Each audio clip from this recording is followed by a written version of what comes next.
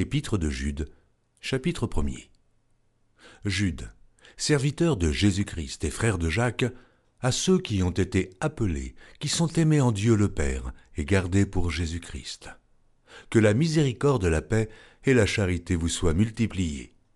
Bien-aimés, comme je désirais vivement vous écrire au sujet de notre salut commun, je me suis senti obligé de le faire afin de vous exhorter à combattre pour la foi qui a été transmise aux saints une fois pour toutes.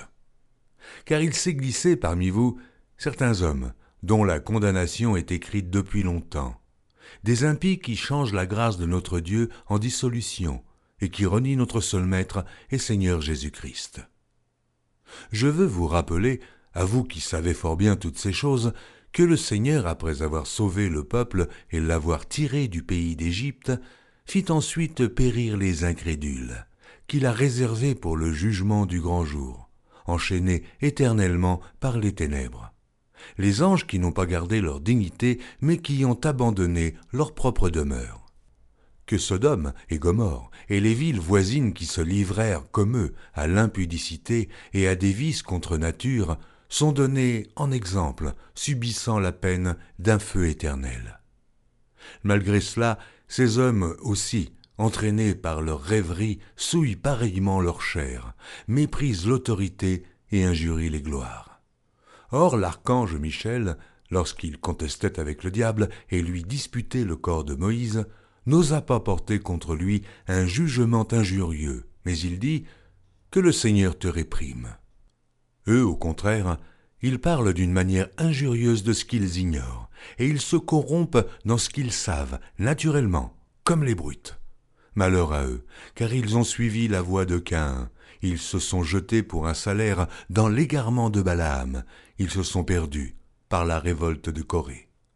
Ce sont des écueils dans vos agapes, faisant impudemment bonne chère, se repaissant eux-mêmes.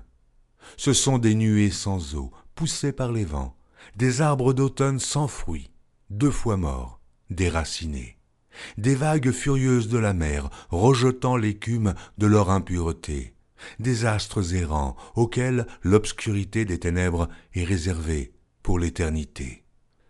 C'est aussi pour eux qu'Enoch, le 7e depuis Adam, a prophétisé en ces termes. Voici, le Seigneur est venu avec ses saintes myriades, pour exercer un jugement contre tous, et pour faire rendre compte à tous les impies parmi eux de tous les actes d'impiété qu'ils ont commis et de toutes les paroles injurieuses qu'ont proférées contre lui des pécheurs impies.